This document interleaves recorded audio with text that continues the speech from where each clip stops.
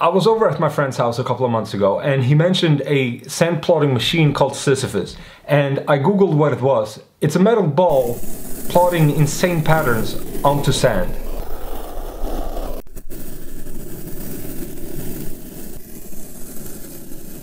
After all, it pretty much is just going to be a heavily modified 3D printer, and not to brag, but I'm pretty good at destroying 3D printers. So the idea is to take parts from a 3D printer and modify the table so that the metal sphere on top of the table can be moved by a large magnet on the bottom side of the table. So the main parts are the base, outer circle and brackets, inner circle, upper ring, then a piece of glass will be placed on top. The circle sections I cut with a laser cutter, and yeah, I got a laser cutter now and it's freaking awesome.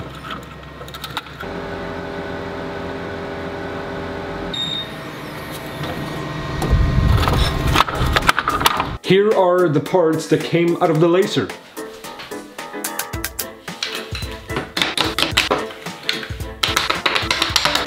Outer circle, inner circle, and just the base and upper ring I cut from this super cheap 9mm wood, but I stained it, so now it looks expensive.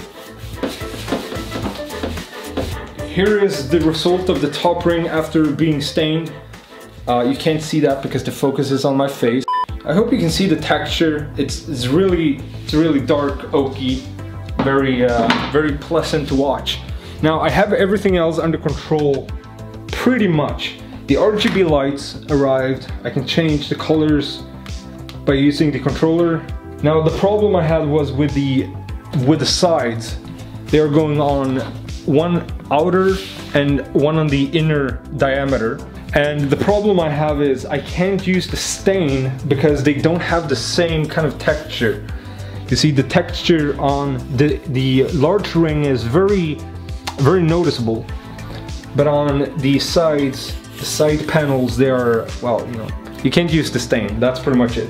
So I went out and I bought a fabric, and it's kind of like those cheap car seats. I tried the fabric but decided it looked hideous. Nope. Okay, time to get some work done. I added more brackets, painted the inner circle white, which did not snap when I put it in, so that's good. Continue to paint the base white, glue the LED lights and the top ring.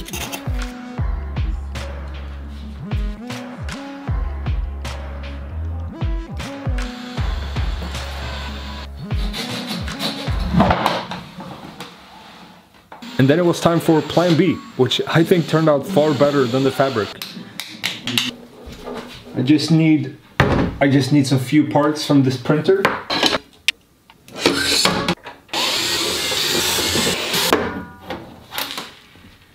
All the parts for this build I salvaged from my old CR10S Pro. I knew the electronics and motors would have to be completely quiet. The end stops, the extrusions, everything, the motors, the power supply, everything is from the CR10S Pro.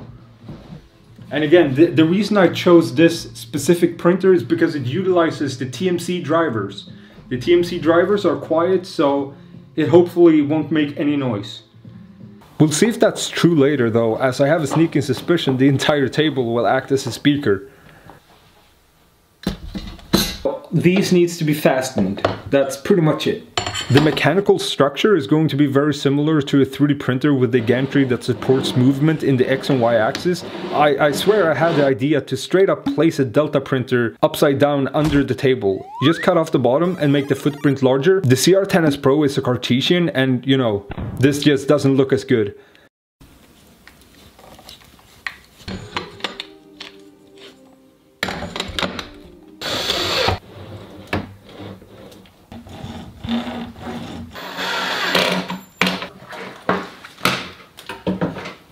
This is the main magnet with a 3D printed bracket, and it goes underneath the table. It takes every opportunity it gets to decapitate your hand.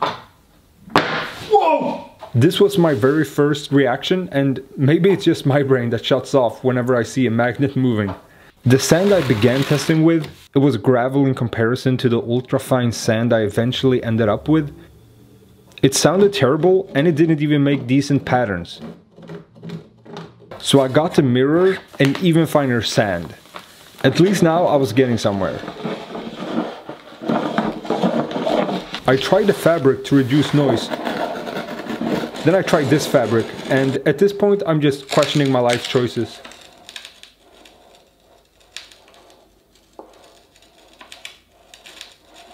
Eventually I said heck with it and got a piece of glass and the finest sand that's basically dust, and it didn't work that time either. Ay, ay, ay, Margarita. Whoever designed this, oh wait, never mind. A piece of foam on the magnet did all the difference. I know that's kind of cheating because we're not making a metal ball roll on top of sand. It's more like a magnet just plowing its way through. It doesn't sound as sophisticated, but I'm pretty happy about the noise level. Other than the fact that it sounds like R2-D2 at times, it's really not a lot of noise.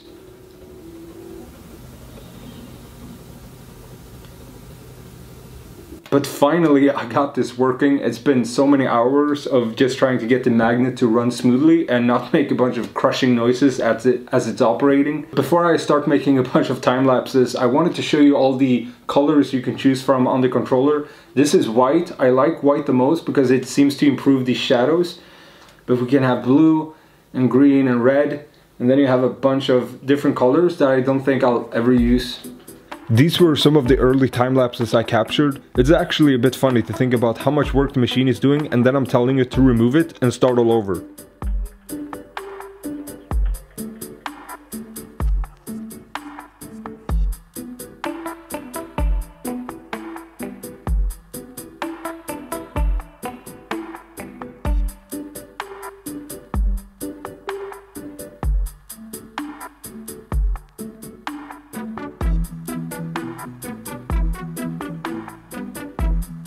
A friend of mine let me borrow his 3-axis camera slider, and that really made the time lapses look a lot nicer.